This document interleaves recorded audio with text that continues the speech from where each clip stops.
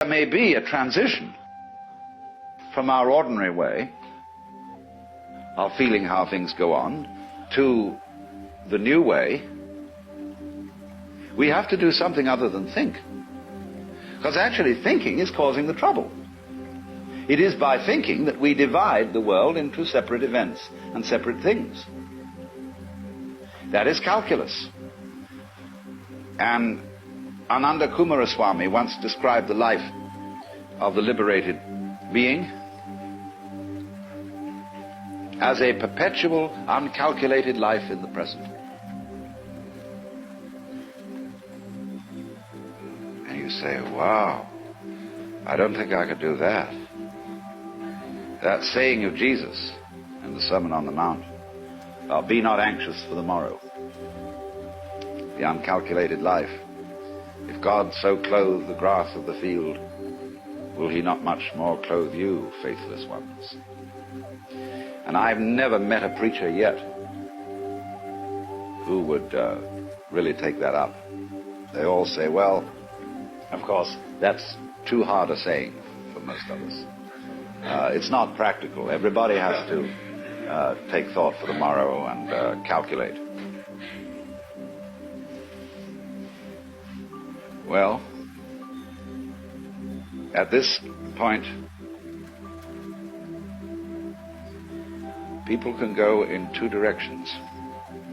There's one class of people who will say, all right, let's live the uncalculated life. Let's not make any plans.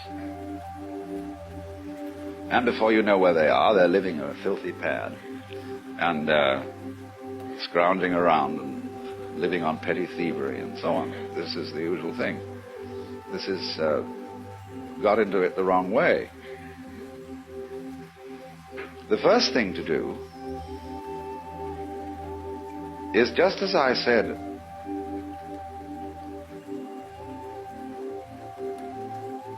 whether you like it or not and whether you know it or not, the relationship between you and the environment is always one that is harmonious. So in the same way, you are always living the uncalculated life. You have to find out, first of all, that you're always doing it. And that what you call your calculations, the things you did, were funny little rationalizations. In other words,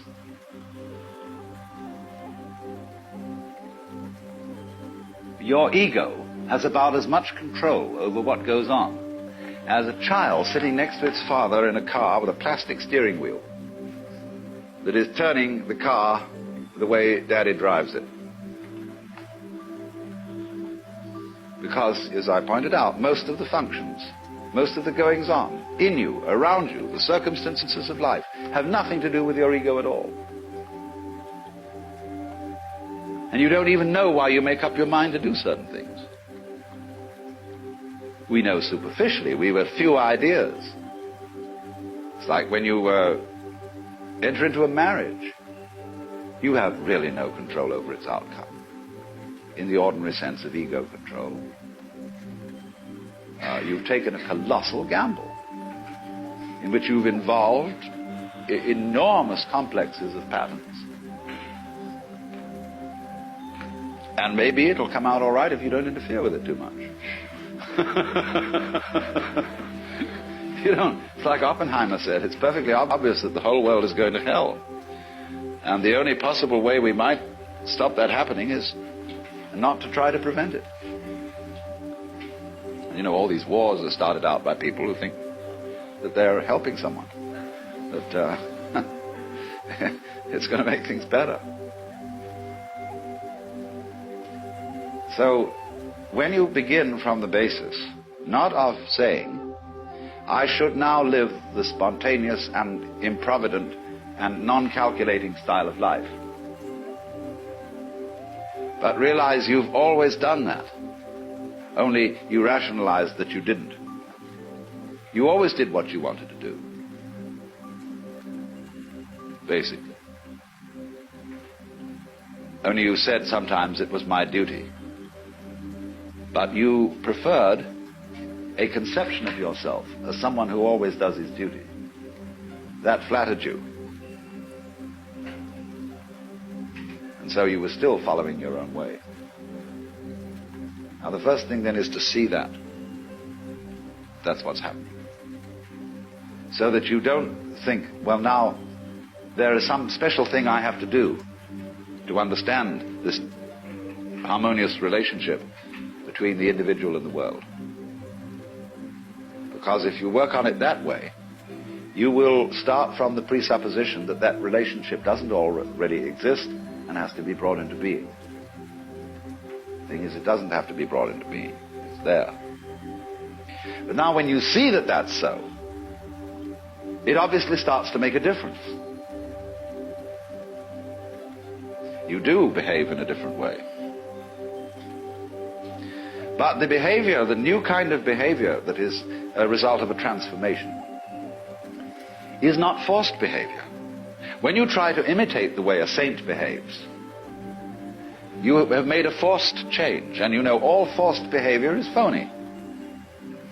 It's like someone saying, I love you, I love you, I love you, when you don't. You feel you ought to, but you don't really. And there's something, it doesn't ring true. Well, think of the poor Lord, listening to all the prayers of all those people saying, I love you, Jesus. And he knows they don't. No, they're just saying this because they think they ought to. And they're very trying. So, whenever you do a thing like that, you see, you make a forced change. Now, if the change is to happen in the same way that a seed at proper season breaks open and sends up a shoot, see, it comes from the whole force of life itself. Now, when you see that without your having to do anything, see, you are living the uncalculated life. And you're only pretending you're calculating it and arranging it. Then, as it were, you will have a grasp of the total situation.